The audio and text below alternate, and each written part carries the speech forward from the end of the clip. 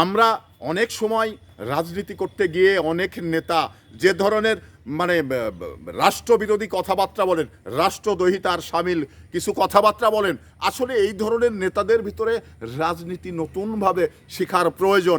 রাজনীতি সম্বন্ধে আপনার লেখাপড়া এবং জানার দরকার রয়েছে। তো এই ধরনের মানুষগুলো এই ধরনের কথা বলে না। জামাতের একজন ভদ্রলোক উনি কি বলছেন যে নির্বাচনে সকল সারা বাংলাদেশে জামাতের যেখানে প্রার্থী হয়েছেন সেখানে মানে প্রশাসন এবং সেনাবাহিনী, বিজেপি সবাইকে জামাতের নিয়ন্ত্রণে নিতে হবে। জামাত যদি উঠতে বলে উঠবে, জামাত যদি বসতে বলে বসবে। এই ধরনের একজন জ্ঞানহীন বক্তব্য দেন একজন প্রবীণ মানে নেতা।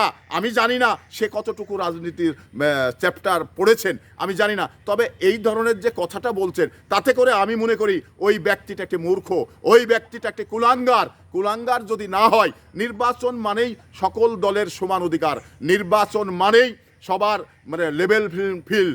সেই ফিল্ডগুলো যদি আমরা সবার জন্যে মানে সব প্রার্থীর জন্য নিশ্চিত না করতে পারি তাহলে এই নির্বাচন নিয়ে বিতর্ক হবে। তো ওই মানে কুলাঙ্গারটি জানা দরকার ছিল, মাথায় টুপি পরে আছে, ইসলামী পোশাক পরে আছে, অথচ তার ভিতরে এই নোংরামি, তার ভিতরে এই মানে কুৎসিত চেহারা লুকিয়ে রয়েছেন। তো আসলেই সে মানুষ নাকি অন্য কিছু?